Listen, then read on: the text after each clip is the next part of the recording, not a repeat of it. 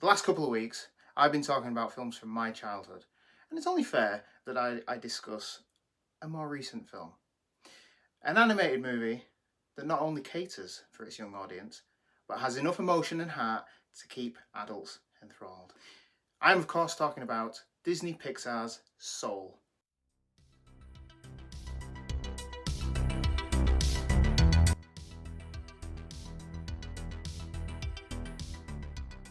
Please like, share, subscribe, and click the bell icon to be alerted when our videos are released every Wednesday. Beware, minor spoilers. The first Pixar movie to feature an African American lead, Jamie Foxx stars as Joe Gardner, a middle school teacher who has a dream to become a jazz musician. He feels he's not fulfilling his potential and that he doesn't want to be spending his life in the classroom. Something I know a lot of people feel. Hell, why do you think I'm making these videos?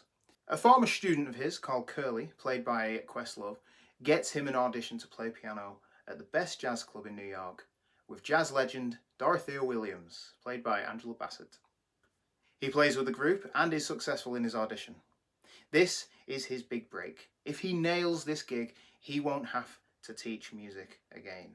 He'll be playing music in clubs, which is what he wants to do. But, as with all emotional Pixar movies, something the main character loves is taken away. I'm looking at you, Up, Finding Nemo, Toy Story, all Disney characters that have no mothers. But here, he falls down an open manhole and dies. He also doesn't have a father, but that's the basic outline for these characters in these films. He wakes to find himself on a stairway or an escalator to the great beyond. Must have been sudden for you. This is actually a nice allusion to A Matter of Life and Death, or in the US, Stairway to Heaven, with the escalator leading to the stars, to heaven. What I didn't like about this moment, it was that the souls were snuffed out when they reached the great beyond, almost like a fly hitting a mosquito light. It went tsk.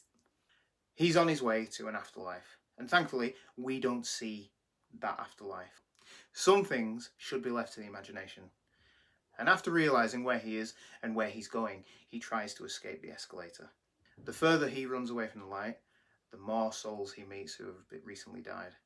Strangely, he is the only one out of all the people on this stairway who are rebelling against being dead. In his fight to get back, he falls from the escalator and finds himself in the great before. This realm is an imaginative place where new souls gain their personalities before they jump and go to Earth. Joe is mistaken for a mentor by the soul counselors, who are all named Jerry, who are there to assist the new souls to find their personalities. All souls in the great before need to find their spark, their passion.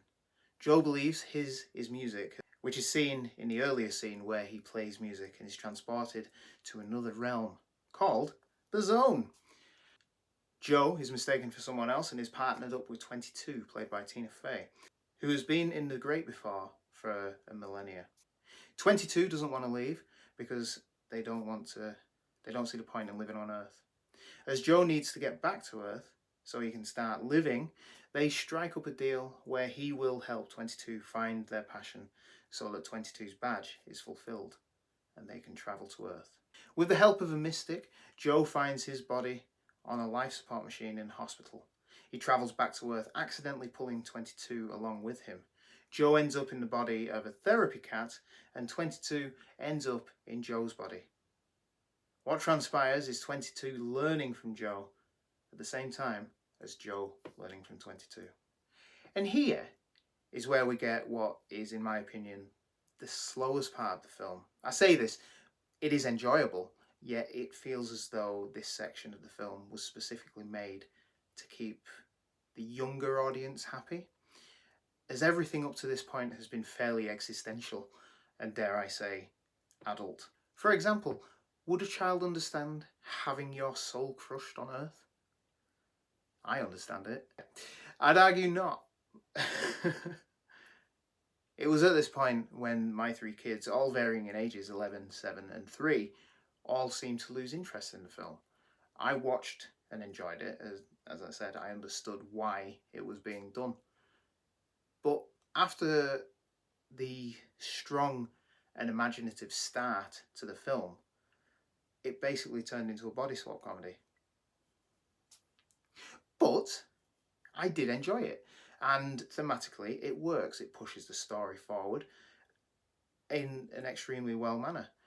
We see the world through 22's eyes, and how the simplest thing, like that we take for granted, like eating, walking, and listening to others, is enough to be something that is enough to be a passion and be that spark. Think that's good. Just imagine what it tastes like. Go on.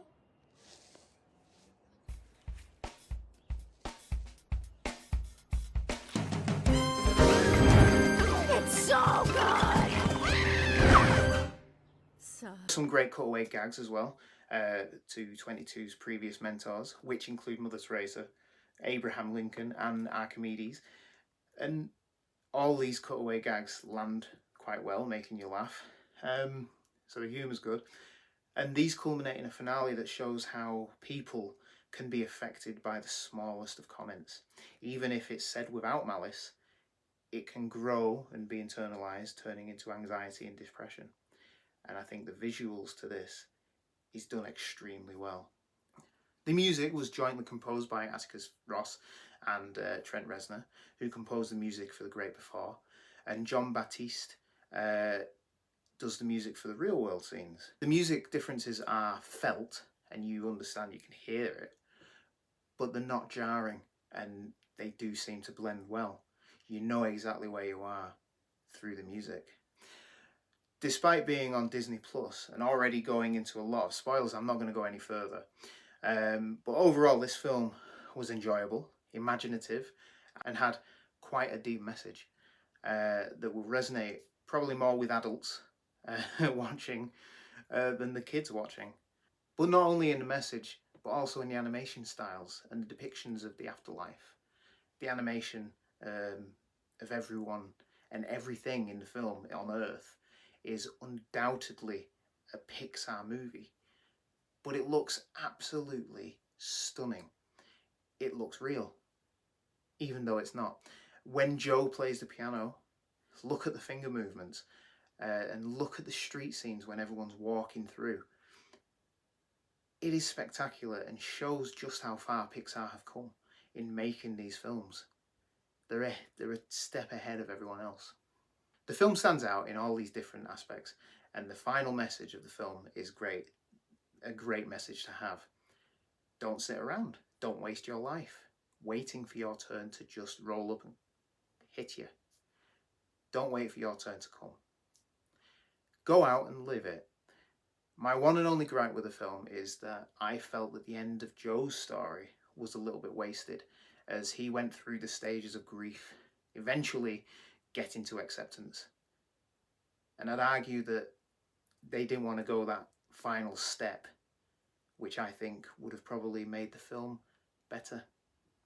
The channel has a new rating system on screen now, and Soul is a solid 4 out of 5, or a good movie. As the movie reviews increase on the channel, the playlists will represent the rating system, so we'll have different ratings and different film playlists. I'm lucky enough to have Disney Plus and watch the film on Boxing Day.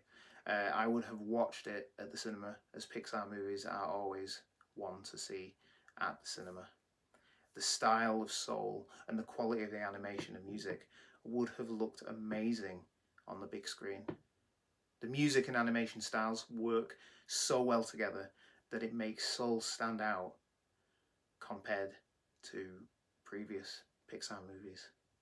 The last movie I saw before we went into COVID-19 lockdown was Onward. If you haven't seen it, or think Soul is just a kids movie, I urge you to watch it. As I said earlier, it appeals to adults, probably more so than kids. Thank you for watching. I hope you watched and enjoyed Soul. Please let me know in the comments below. I'd like to hear what you thought of the film. Please like, share, subscribe, and hit the bell icon, and you will be notified every Wednesday when my videos are released. Let me know what movies you're watching this week, and I'll see you next Wednesday when we shall see another movie. See you later.